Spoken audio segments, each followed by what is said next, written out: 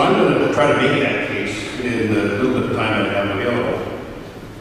And part of what I'm going to advance is the idea that a Philippine-centered civil society scholarship can, number one, help to advance a more effective civil society in this country, but it also can contribute to scholarship around the world.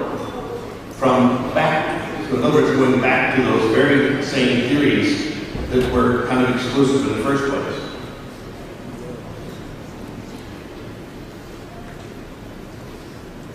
So, going back for just a minute to the history of public administration, there was a period in the field of public administration that we sometimes referred to longingly in hindsight as the golden era of comparative public administration.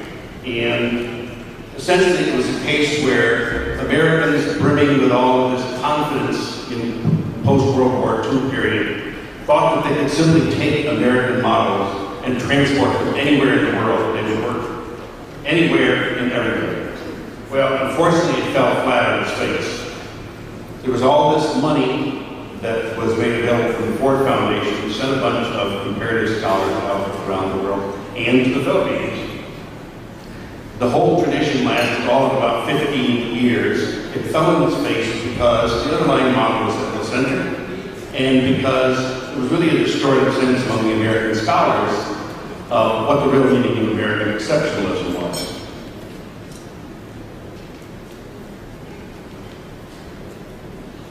I can't get it to answer. Somebody else will answer. Thank you. So here at what is now NCTAD, but in its birthplace was, or in its birth time, was the Institute of Public Administration. Farrell Hennig and some other people from the University of Michigan came and worked with Filipinos to begin to build this program. One of them, unfortunately, took away one of your young scholars and brought him to my university. But 60 years later, we have a situation in which Japan and the Asian little tigers, you see them kind of moving on by. We see Thailand and Vietnam sending their scholars to Erie, learning all about rice propagation, taking it back to their countries, and making those countries rice self-sufficient. And then, sitting in a lecture, Alex Collante's doctoral seminar, I hear Alex ask, so what happened to us? Well, I'm going to say that part of the description that was brought to you was at least in part a bill of goods. There were some problems with part of some of the models that were brought to you. Next slide, please. Okay, I want to show you a little conceptual scheme here that was actually put together about 25 years ago by Wesley Buer and Oscar Zamorodian. And what it suggests is that if we really want to understand public administration and moving its tools from country to country, we need to understand that all of these systems are built in layers. If I build this, I probably would build it the other way around. But anyway, what they're depicting is that at the very base of all of these systems is a domain of deeply held cultural values, many times religious values. At sort of the middle ground are the administrative institutions and systems that get built.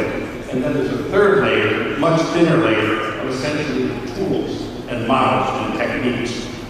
The problem is you can't just simply bring the tools and the techniques unless they in fact can connect with the basic institutions of governance. And those basic institutions of governance are not going to be readily changed unless, in fact, there's a lot of attention paid to the deep cultural values. Next slide, please. So we could quibble a bit about some small pieces of this model that's now about 25 years old, but I'm going to argue that the basic tenets of the model are still correct. Its application to the Philippines is simply that if we want to bring tools to the Philippines and they've been designed somewhere else, the fit's not going to be so great. The underlying pitch here is that the tools need to be built in a Philippine context. There's also a point here of a rationale for Philippine-centered civil society scholarship, which also can be extended to the rest of the world to help in the building of stronger theory. Next slide, please. I'm going to pivot now to talk some about civil society scholarship. I'm going to be talking on the theory phase, since Professor Briones has already laid out both the practice and explanation of the theory side. Obviously, civil society scholarship has grown in importance for a number of reasons. Part of it is discontent in many countries of the world over the ways that the government has in many cases appeared to fail. So there's this frustration. There's also basically a core set of perplexing problems the civil society is always having to confront. And those problems get exacerbated in scholarship because there's this great difficulty in moving even labels and classification and definition of the sector or nonprofit organization or whatever terms we want to use. In the words of Warren Buffett, in the philanthropic world, you're looking at the toughest problems that exist. The reason why they're important problems is that they've resisted the intellect and money being thrown at them over the years, and they've still not been solved. Next slide, please. There's also this problem that the everyday world of education has some very practical pressures pushing on. In a June 2nd column by Ronnie David in the Philippine Daily Inquirer, he wrote a column called The Uses of Education, and he observed that the practical role of education in the hands and the minds of most parents is that they want their kids to get a practical education for getting a job.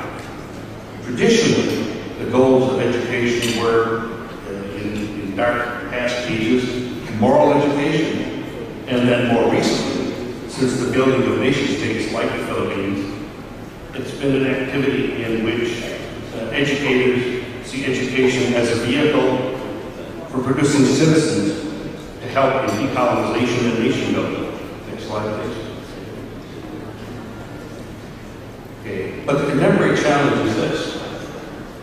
We can look at this subject matter that's been layered up from a historical engagement over time that has created a nationalistic, historically conscious, civic-minded, responsible, and politically aware set of citizens. This is in Ronnie David's words. But these will be pronounced non-essential from the standpoint of economic rationality. So it's important that Philippine education not simply be hijacked, not simply be hijacked by market forces, such as happens when we have this tremendous proliferation of training programs for nurses, computer scientists, and security guards. Philippines civil society, as Professor Briones has already pointed out, is the place where ideas and movements and causes are hatched and cultivated. And because of this, its relevant scholarship is central to a civic-minded Philippine future. And that, in fact, is part of the challenge of NCPOC and its friends. Next slide, please. I'm going to talk probably very quickly here about three faces on which we might look at this in different realms of civil society scholarship. The first is, I was going to call it a discussion of kind of the pressure for no-effect research. The second has to do with opportunities and perils in the developing of social entrepreneurship as a quick fix. And the third is in examining religion as a serious topic in civil society scholarship. Next slide, please. There's been a great push among comparative public administration scholars over a period of at least 40 years to try to make our comparative scholarship more normative, that is, number-based, logical, scientific, comparing like entities across various countries. But I'm going to argue that this critique, and that we need to move away from country-specific kinds of studies, is in part a false critique, because it is mischaracterized what idiographic research really means. It also has a really narrow understanding of generalizability. Generalizability in the nomothetic tradition is understood as being able to translate findings of times, settings, and populations. But that becomes problematic in international research when moving those ideas to other settings implies having to use other languages, other ideas of meaning in other cultural contexts. So the concepts themselves become a part of the difficulty of the translation of ideas. Next slide, please. As a case in point, the Johns Hopkins Comparative Civil Society Studies that started in the 1990s in this country, Letty Carino and a number of her associates did the fundamental study of civil society in the Philippines.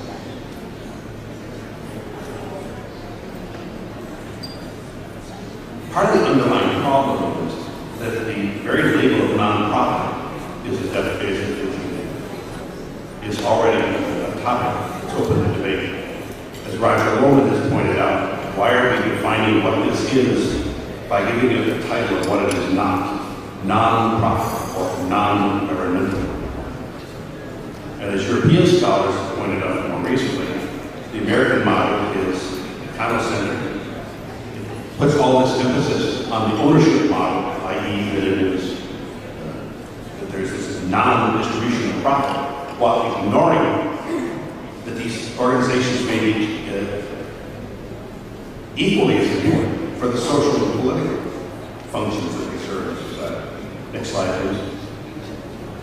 So they come into Salomon and Anheuser, who set up this comparative civil society study, come in with a 5-part definition, operational structural definition, that they asked Letty and these investigators in various other countries to go count the number of nonprofit organizations. So if Letty has a problem, and she finds that in talking to Filipinos, they have a sense of some other organizations that don't quite fit this definition, and she says something to the people who organized this study, sitting at Johns Hopkins University in Baltimore. Well, tough, Letty. Doesn't fit. That is not a nonprofit organization. So what does that do to our understanding of these organizations in the Philippines? Next slide, please. So, as part of making the case for a more idiographic, i.e. a case or country-specific approach to these studies, I'm going to suggest that there's an alternative way to achieve generalizability, which is that when this work is done richly, and people really get at the deep, rich context of what civil society looks like in the Philippines, an audience can take from that and translate to settings that they know. The audience, therefore, becomes the mechanism for generalizability. And in doing that, they push theory in their settings that expands that theory so that it becomes richer and can be applied to more different kinds of settings. Next slide, please. I think I'm going to jump over the social entrepreneurship in the interest of time.